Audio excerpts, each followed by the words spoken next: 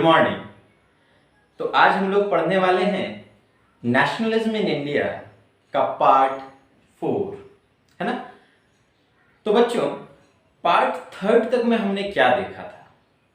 Part 3 में हमने देखा था कि किस प्रकार से भारत की जो जनता है वो कितनी शोषित थी, कितने जो है वो परेशान थे, कितनी परेशानी उनके साथ थी, और जिसकी वजह से वो ये सोच रहे थे कि काश कोई मसीहा आ जाता, कोई ऐसा व्यक्ति आ जाता जो हमें इन परेशानियों से छुटकारा दिलाता, है ना। इसी बात पर हम लोग क्या किए थे, पार्ट 3 को खत्म किए थे। ठीक है, तो अब देखते हैं कि आखिर कौन आता है। तो बच्चों, इंतजार खत्म हो चुका था, है ना। समय था 1915 का, जब महात्मा गांधी, जिन्हें आप जानते हैं, जो हमारे राष्ट्रपिता हैं, महात्मा गांधी 1915 में साउथ अफ्रीका से वापस भारत लौट चुके थे। और आपको ये भी बता दूं कि साउथ अफ्रीका में उन्होंने सत्याग्रह के माध्यम से बहुत बड़ी आंदोलन में विजय प्राप्त की थी। कैसा? कोई युद्ध हुआ था क्या? नहीं, ऐसा कोई युद्ध नहीं हुआ था, बल्कि साउथ अफ्रीका में भी गोरों और कालों का भेदभाव था।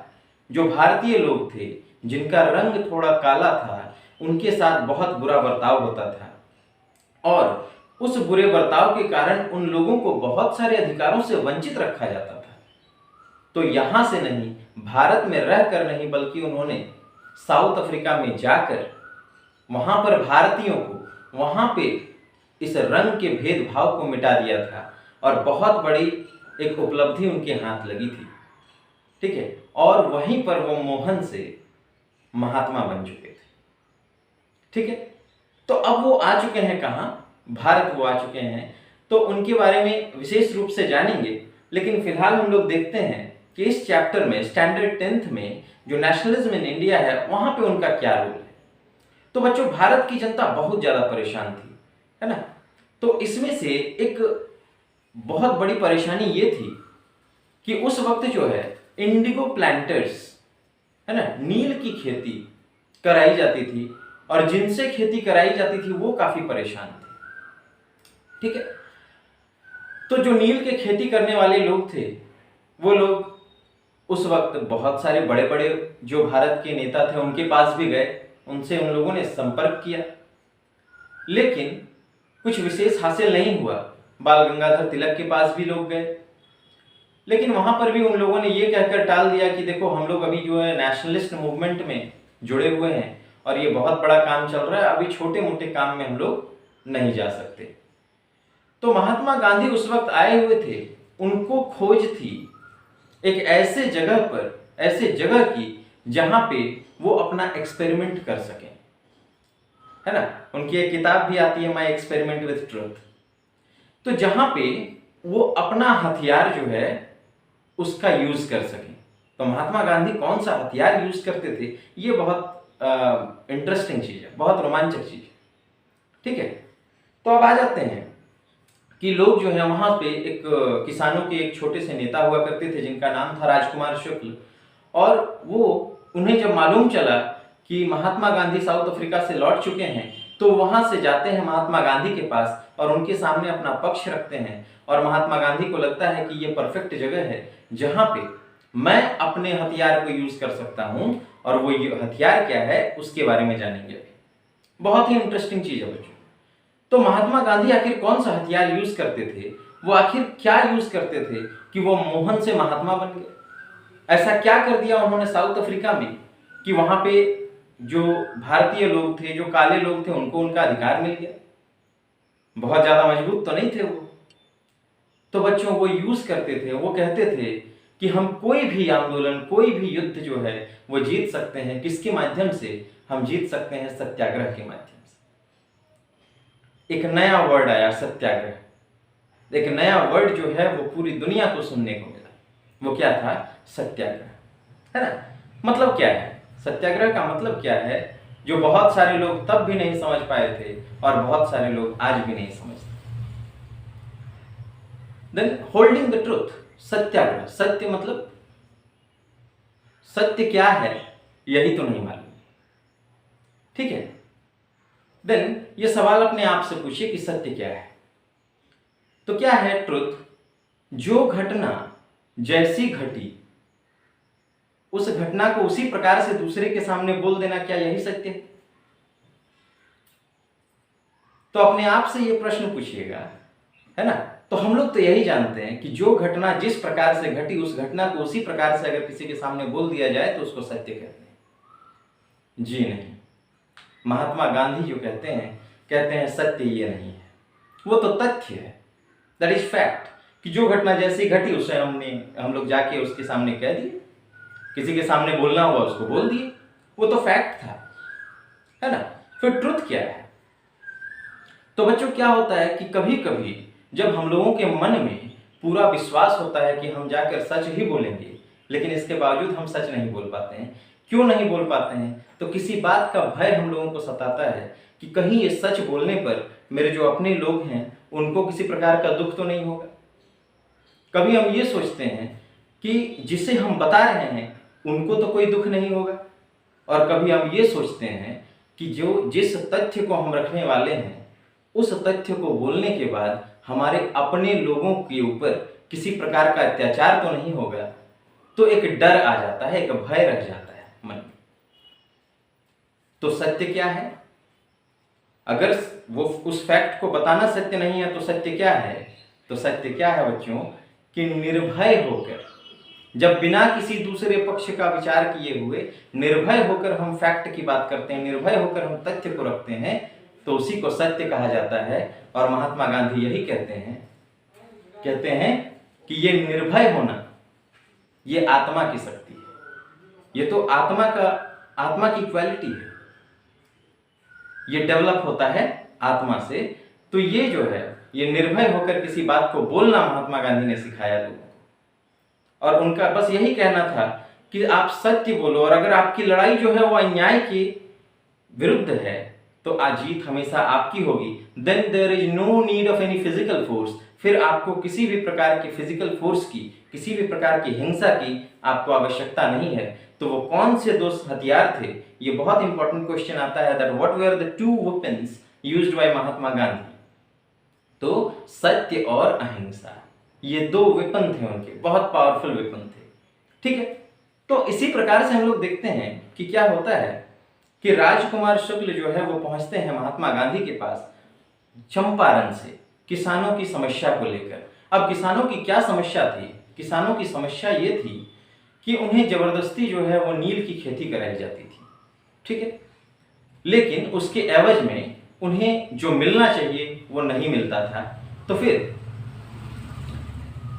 दूसरे अगर और एक परेशानी इसमें देखा जाए तो क्या था कि वहां पर जिस जगह पर नील की खेती की जाती थी उस जगह की फर्टिलिटी काफी कम हो जाती थी। तो जब हमें उचित मुआवजा नहीं मिलेगा, जब हमें उचित उसका मूल्य नहीं मिलेगा, तो किसान उसको क्यों करेंगे? तो बच्चों इसके इतिहास में अगर जाएंगे तो आपको मालूम चलेगा कि 1750 के आसपास जब ईस्ट इंडिया कंपनी बनकर यहाँ पे ब्रिटिशर्स आए थे, तो उस वक्त एक कॉन्ट्रैक्ट साइन हुआ था, है ना, कि जिसमें कि नील की खेती जो है वो बिल्कुल वैलिड तरीके से की जाती थी और जिसमें किसानों को उनका उचित रकम मिलता था, है ना। वो सिस्टम क्या था? वो एक एग्रीमेंट था, एक कॉन्ट्रैक्ट था, दैट वाज तीन कठिया सिस्टम, है ना। ये तीन कठिया क्या है? ये दो वर्ड से मिलके बना है, तीन और कट्ठा। तो तीन कट्ठा जो है वो मेजरमेंट है एक लैंड का, ठीक है। तो लैंड के मेजरमेंट में मतलब एक बीघा जो होता है वो 20 कट्ठा के बराबर होता है। तो ब्रिटिशर्स की तरफ से और किसानों की तरफ से एक कॉन्ट्रैक्ट हुआ कि इस 20 कट्ठे में एक बीघा में आप 3 कट्ठी जमीन पर क्या करेंगे? 3 कट्ठे जमीन पर आप नील की खेती करेंगे और उसका उचित मूल्य आपको दिया जाएगा। तो परेशानी तो कहीं नहीं है ना, परेशानी कहीं थी भी नहीं, सब कुछ उचित दाम पे उचित मूल्य पर दिया भी जा रहा था, किसानों को भी उनका सब कुछ मिल रहा था। अब क्या होता है बात कि कुछ दिनों के बाद जर्मनी ने एक आर्टिफिशियल डाई, ये नील, आखिर क्यों नील की खेती कराई जाती थी? It was used as a dye, वो रंग के लिए यूज होता था। तो जर्मनी में एक आर्टिफिशियल डाई जो है वो डिस्कवर हुआ, जो कि ये ऑर्गेनिक डाई जो नील की खेती हम लोग करते थे इंडिगो से काफी ज्यादा सस्ती थी, और जिसकी वजह से भारतीय ऑर्गेनिक डाई का, इंडिगो का जो मूल्य है वो काफी कम हो जा रहा था। तो इससे ब्रिटिशर्स को काफी नुकसान हो रहा था और वो धीरे धीरे क्या चाहते थे कि अब जो है वो उनके अपने नुकसान की भरपाई वो किस प्रकार से करें, तो किसानों को दबाकर। अब 1750 में वो सिर्फ एक कंपनी थे, लेकिन 1915 में 1910 में वो उनकी सरकार थी, यहाँ पे वो पॉलिटिकल सिस्टम में वो घुस चुके थे। तो अब वो पावरफुल थे और वो शोषण कर सकते थे, और वो यही कर रहे थे। नाउ द फार्मर्स वेर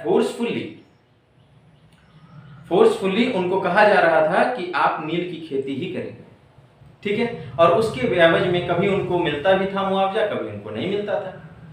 तो इसी बात की शिकायत को लेकर राजकुमार शुक्ल जो है वो पहुंचते हैं महात्मा गांधी के पास, और महात्मा गांधी को ऐसा लगता है कि उनको परफेक्ट प्लेटफॉर्म मिला है। तो लोगों को तलाश थी एक ऐसे व्यक्ति की जो उनके प्रश्न को अपना प्रश्न समझे, और महात्मा गांधी को तलाश थी एक ऐसे जगह की जहां पे वो सत्याग्रह, अपना जो उनका अस्त्र था, उसका प्रयोग करे। तो दोनों ही चीज बहुत अच्छे संयोग से मिले थे। राजकुमार शुक्ल उनके पास पहुंचे थे, और दिन था 10 अप्रैल 1917 का, जब महात्मा गांधी पहुंचते हैं चंपारण। तो चंपारण जाने के बाद उन्होंने किसानों से मिलते हैं, वहां की दशा, उन लोगों के ऊपर हो रहे अत्याचार को सुनते हैं, और वो क्या करते हैं, वो कहते हैं कि ठीक है, हम लोग आंदोलन करेंगे। तो अब लोग जो हैं, आप जानते ही हैं, चंपारण जो है वो बिहार में है, और लोग बिहार के काफी उग्र होते हैं, और लोग पूरे बिल्कुल हथियार वगैरह लेके तैनात हो गए। बोले ठीक है, बोले नो नो नो, हम आंदोलन करेंगे। बोले क्या, कैसे करेंगे? हम नॉन वायलेंस से करेंगे, अहिंसा से करेंगे। This non violence means not to violence. तो लोगों ने पूछा हम करेंगे क्या? बोला not to violence means violence नहीं करेंगे। तो फिर करेंगे क्या? ये तो एक निगेटिव वर्ड है, नॉट टू वायलेंस। तो फिर करेंगे क्या? हम लोग सत्याग्रह करेंगे। ये सत्याग्रह क्या है? अब लोगों को ये बात समझ में नहीं आ रही थी, तो उनका कहना ये था कि जितने भी लोग हैं, सभी कोई अपने जो परेशानी है उसको रखो, उसको बोलना सीखो। और उन्होंने बस इतना ही काम किया वहां पे चंपारण में। क्या किया उन्होंने? कि लोगों को बोलना सिखाया, है ना। उनके ऊपर हो रहे अत्याचार को उन्होंने लोगों के सामने, ब्रिटिश सरकार के सामने निर्भय होकर रखना सिखाया। यही चंपारण सत्याग्रह था। तो उनका कहना था कि अगर हम लोग क्या करें, तो ये जो सत्याग्रह है, थोड़ा सा इसके बारे में हम लोग अच्छे से जान लेंगे, ठीक है। सत्याग्रह के ऊपर थोड़ा सा डिस्कस करेंगे, और फिर वापस आएंगे चंपारण पर कि आखिर सत्याग्रह को किस प्रकार से डिफाइन करते हैं, जरा इसको देखते हैं। Then what is satyagraha? Then the idea of satyagraha emphasized the power of truth and the need to search for truth. सत्याग्रह क्या कहता है? Emphasize the power of truth, सच्चाई की शक्ति, and the need to search for truth, सच्चाई की खोज भी करनी है वहां। सत्य क्या है? क्या है सत्य, है ना। ये बहुत बड़ा एक क्वेश्चन मार्क लगता है बच्चों, क्या है सत्य, ठीक है।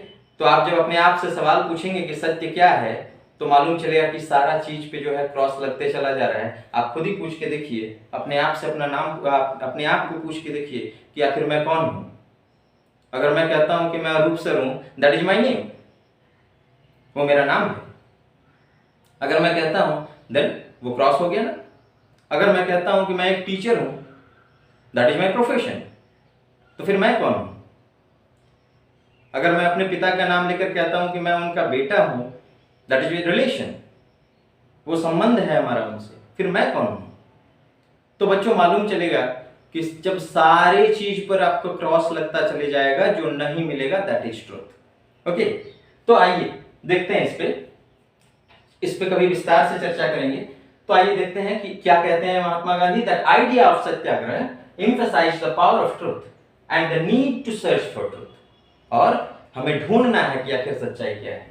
If the cause is true, अगर हमारा जिसके लिए हम आंदोलन कर रहे हैं अगर वो सही है, and the struggle is against injustice, then physical force is not necessary to fight the operation.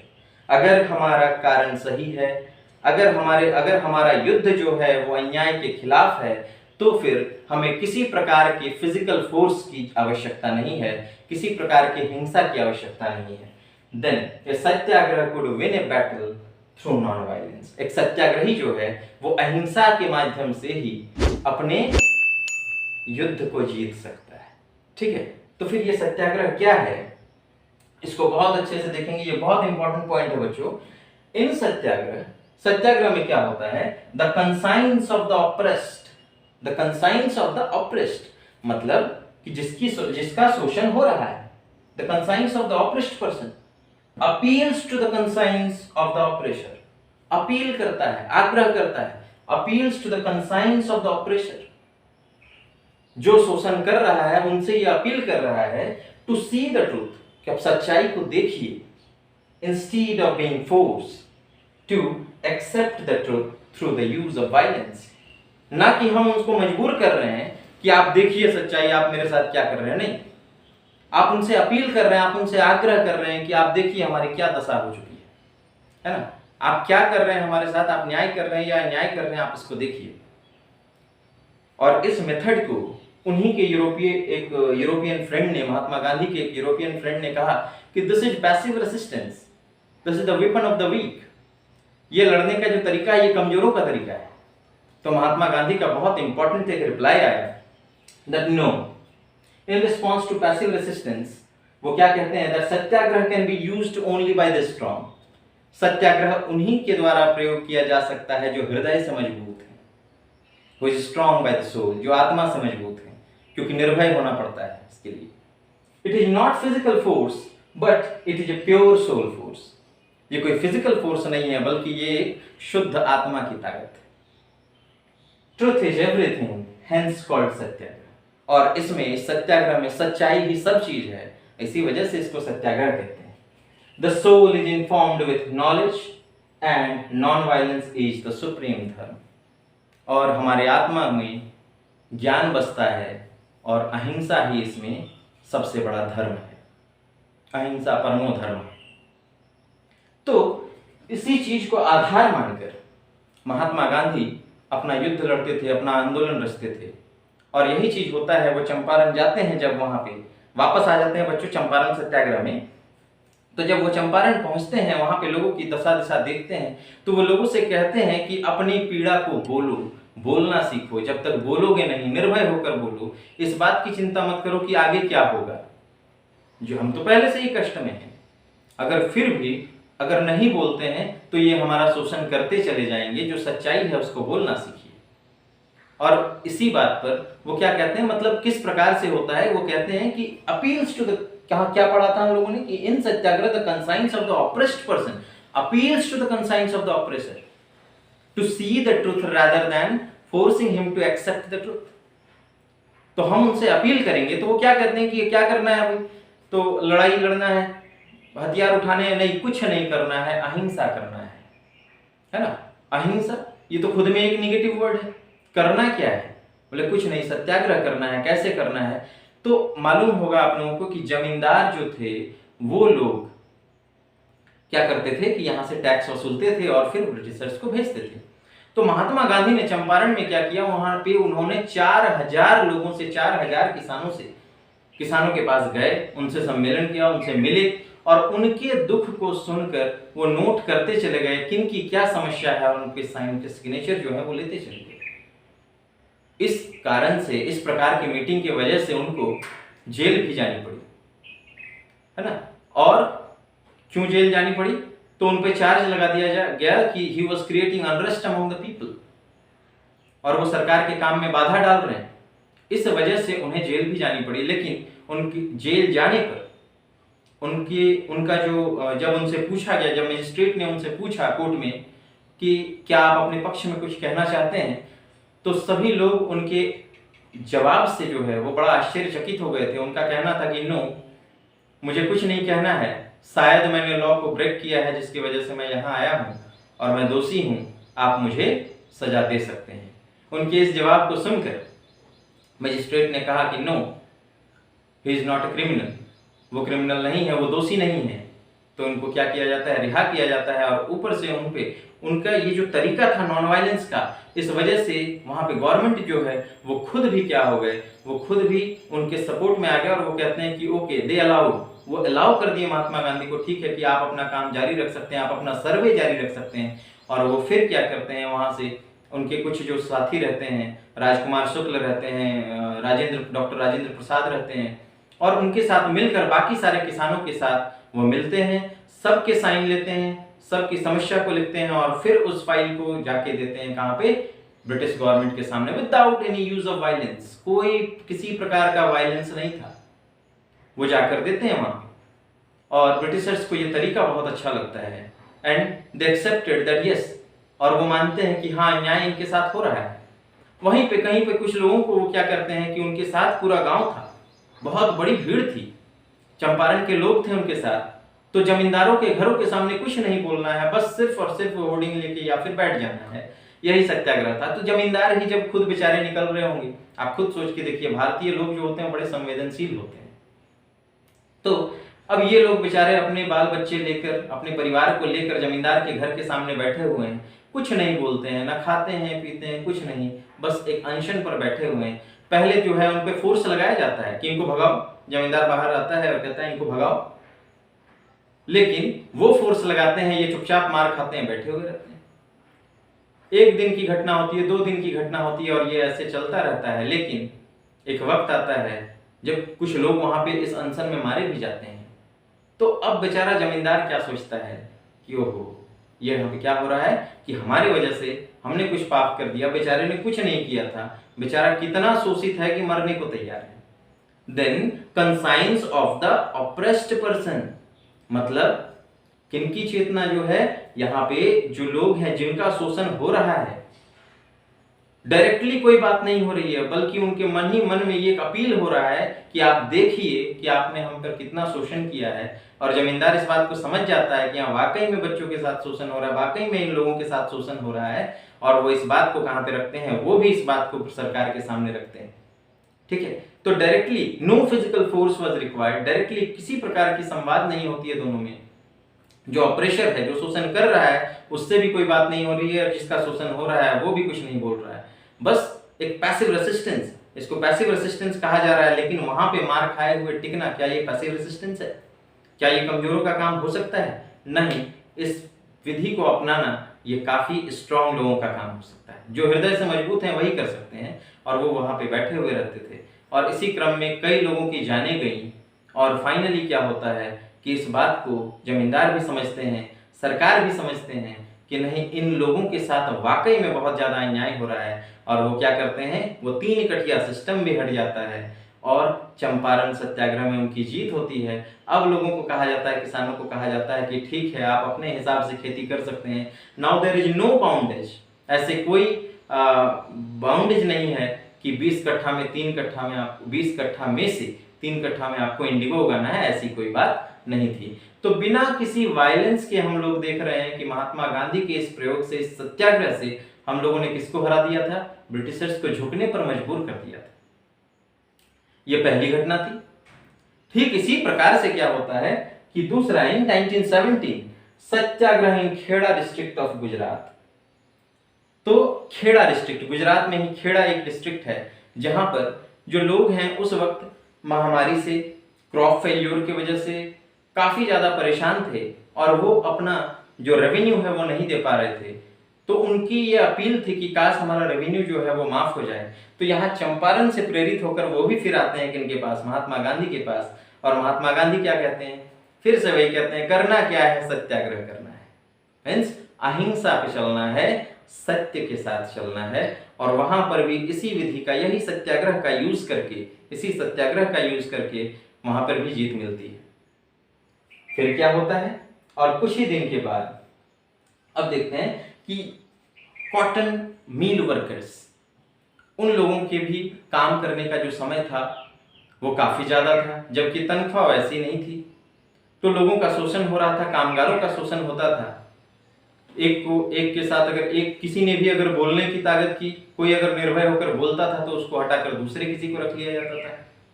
तो इस शोषण को देखते हुए ये लोग सभी फिर पहुंचते हैं महात्मा गांधी के पास, और महात्मा गांधी फिर से कहते हैं वहां पे करना क्या है? सत्याग्रह करना है। किसी प्रकार की हिंसा नहीं होनी चाहिए, अगर हिंसा होगी वहां महात्मा गांधी नहीं होंगे।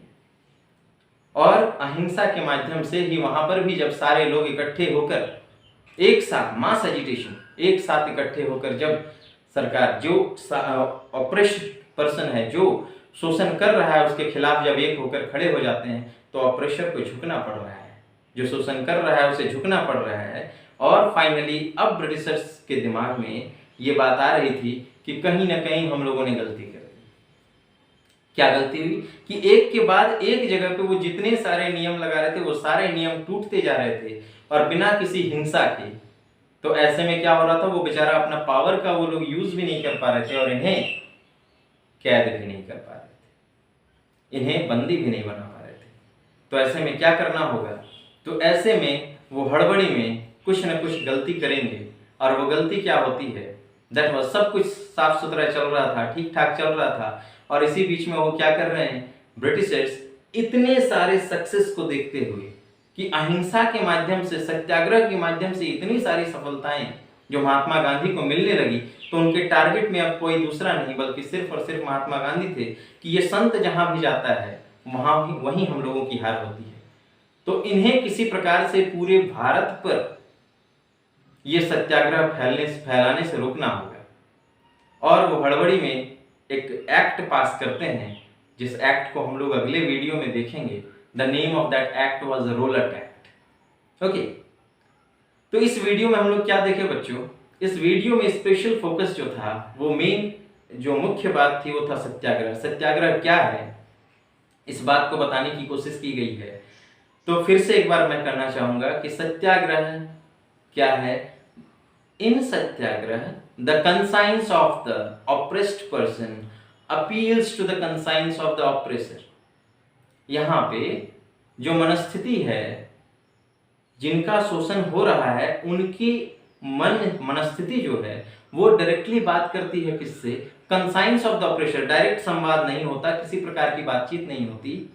Appeals to the conscience of the oppressor to see the truth, सच्चाई देखने के लिए अपील करते हैं कि आप देखिए आप हमारे साथ क्या कर रहे हैं, कितनी शोषण हो रही है हमें, है ना। तो इस बात के लिए अपील करते हैं, rather than forcing them, ना कि उनको हम फोर्स करेंगे कि आप देखो हमारे साथ क्या कर रहे हैं और हिंसा पे उतर जाए। नो, सत्याग्रह क्या कहता है कि अहिंसा के माध्यम से वो बोलते हैं, उनके ऊपर हो रहे अत्याचारों को वो कहते हैं और निर्भय होकर कहते हैं। और यही चीज क्या है, यही सत्याग्रह है। इसी चीज को महात्मा गांधी ने लोगों के हृदय में बसाने की कोशिश की कि आप सत्याग्रह करो, अगर आप सच्चाई के पथ पर हो, अगर आपकी लड़ाई अन्याय के खिलाफ है तो जीत आपकी निश्चित है। ओके बच्चों, तो इस प्रकार से हम लोग देखें कि सत्याग्रह क्या है। अगर ये वीडियो आपको पसंद आए तो लाइक करेंगे, शेयर करेंगे, सब्सक्राइब करेंगे। और इससे पीछे जाने के लिए, इससे पहले की घटनाओं को जानने के लिए पहले के वीडियोस में आप जाके देख सकते हैं, प्लेलिस्ट बना हुआ है। ओके बच्चों, थैंक यू।